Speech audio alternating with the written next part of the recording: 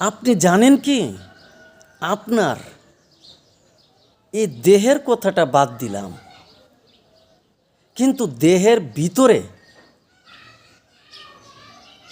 যে শূন্য জায়গাটা রয়েছে, সেই শূন্য জায়গাটা শুধুমাত্র আল্লাহ পাকের জন্য।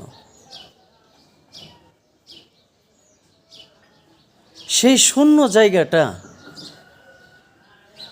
সেই শূন্য হৃদয়টা একমাত্র আল্লাহ পাকের জন্য। এটা আল্লাহ পাকের বসত বাড়ি, আল্লাহ পাকের বসতঘর, আল্লাহ পাকের বসতের কুরসি, চেয়ার। কিন্তু আপনি এই ভিতরটাকে আপনি সমস্ত স্মৃতি, ভালো মন্দ সমস্ত কিছু দিয়ে আপনি ভরে রেখেছেন। এটার ভিতরে আপনি কামনা, বাসনা, লোভ, লালসা, আমিত্ব, অহংকার, অহমিকা সব দিয়ে আপনি এটাকে পূর্ণ করে রেখেছেন।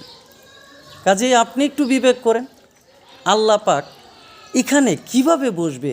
পবিত্র আল্লাহ, পবিত্র রূহ এখানে কিভাবে এই অপবিত্রের ভিতরে বসবে?